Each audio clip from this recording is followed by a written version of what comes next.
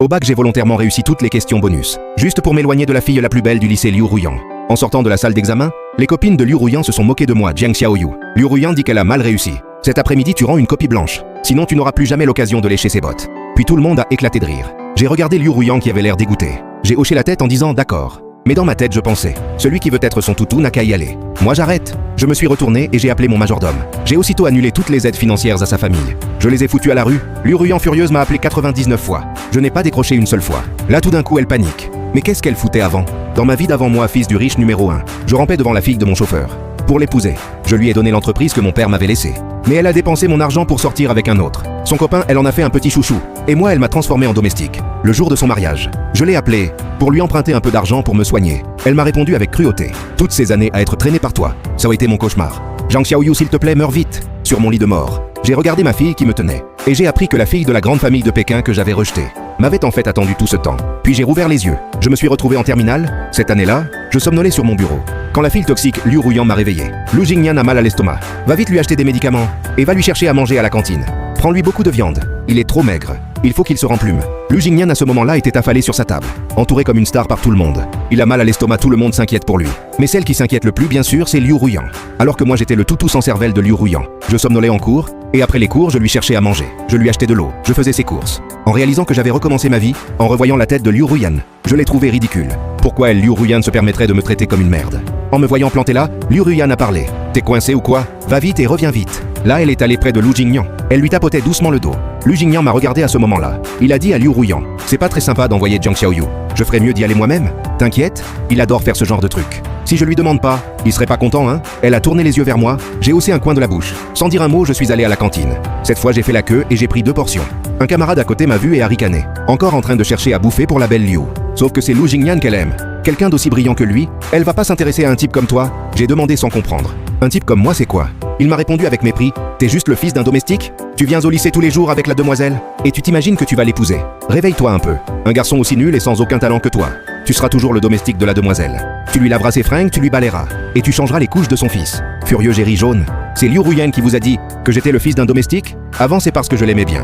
Que je la laissais monter tous les jours dans ma voiture pour aller au lycée. Mais maintenant, aux yeux des autres, Liu Ruyan, c'est la demoiselle. Et moi, je suis le fils du domestique. En voyant que je disais ça, l'autre a levé les yeux au ciel. Ben oui quoi. Ramène vite son déjeuner à la demoiselle.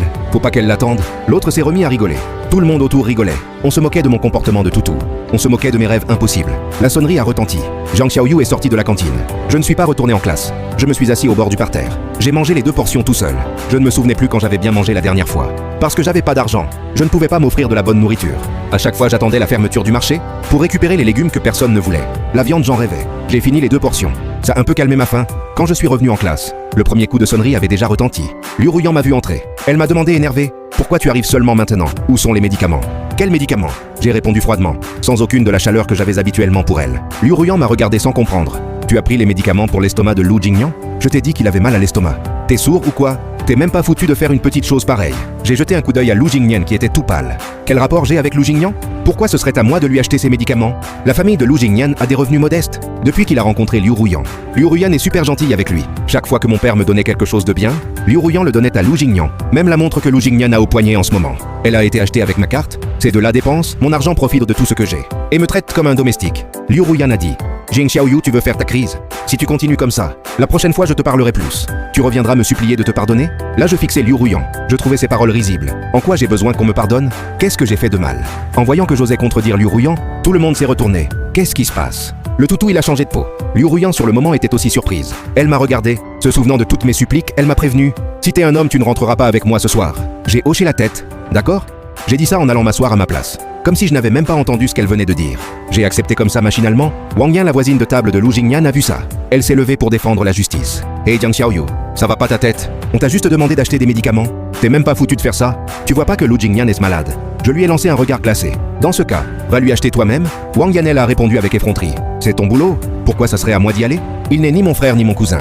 Pourquoi je paierais pour lui? Wang Yan m'a montré du doigt. T'es le domestique de la plus belle du lycée? C'est normal, non? À ces mots, j'ai regardé Liu Ruyan et j'ai demandé « Liu Ruyan, c'est toi qui vas partout dire que je suis le domestique chez toi ?» J'ai braqué mon regard sur elle. Liu Ruyan a marqué un temps de gêne. Bien sûr, tout ça, c'est parce que les autres la voyaient tous les jours avec une voiture de luxe. Ils ont imaginé et elle n'a jamais rien expliqué. Elle n'allait pas dire aux autres que son père n'était que chauffeur, Et quelle était la fille du chauffeur de ma maison? Là maintenant c'est moi qui pète un câble. À ce moment Liu Ruyan s'est approchée. Elle était ma voisine de table. Tant pis pour les médicaments. Je les achèterai moi-même tout à l'heure. Liu Ruyan se disait que comme je l'aimais, c'était normal que je ne veuille pas acheter de médicaments pour Lu Jingnian. Liu Ruyan m'a regardé et m'a demandé: et mon déjeuner? Tu l'as acheté au moins? Et elle avait entendu des camarades de la cantine dire qu'ils venaient de me voir prendre 2 portions. J'ai répondu calmement: je les ai mangées. Tu as dit quoi? Les 2 portions tu les as mangées. En voyant Liu Ruyan un peu énervé, j'ai hoché la tête. Les camarades devant moi ont entendu ça. Ils m'ont regardé avec mépris. T'es un cochon ou quoi? 2 portions tu les as finies? Eux, ils étaient habitués à lécher les bottes de Liu Ruyan. Ils me méprisaient. Avant parce qu'ils étaient les amis de Liu Ruyan. Je leur faisais bonne figure. Je ne voulais fâcher personne autour d'elle, en espérant qu'ils diraient du bien de moi. Maintenant je vois bien que je les ai trop habitués. Alors que chaque fois que Liu Ruyan les invitait au resto par exemple, c'était mon argent qu'elle dépensait. J'ai dit calmement: j'ai dépensé mon argent, alors même pas que j'en mange 2 portions. J'en mangerais 20 que ce serait normal. Le camarade devant moi a entendu ça. Il a fait la gueule. Et il a marmonné tout bas: dépenser ton argent? Ton argent c'est la famille de la belle qui te le donne, non? Mais à côté Liu Ruyan commençait à s'énerver. Surtout que je n'avais même pas pris son déjeuner à elle. Résultat, elle n'avait rien mangé.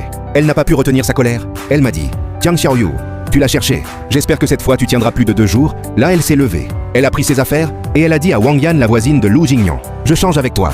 Toi tu t'assois à côté de lui. Chaque fois qu'elle était mécontente, c'était sa façon de me punir. Elle ne voulait plus être à côté de moi. Parce que l'avoir comme voisine de table, je l'avais supplié pour l'obtenir.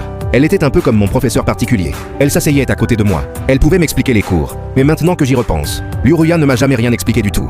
Elle ne faisait que me donner des ordres. Elle semblait croire que ça allait encore m'impressionner. Moi, je n'ai pas fait attention à elle. Liu Ruyan n'a pas mangé. Lu Jingnian avait toujours mal à l'estomac. Elle s'est assise à côté, elle a fait la tête. Elle a jeté un coup d'œil vers moi près de la fenêtre. Cette fois, Liu Ruyan était vraiment en colère. Elle se disait que quand je viendrais m'excuser, elle me ferait voir de quel bois elle se chauffe.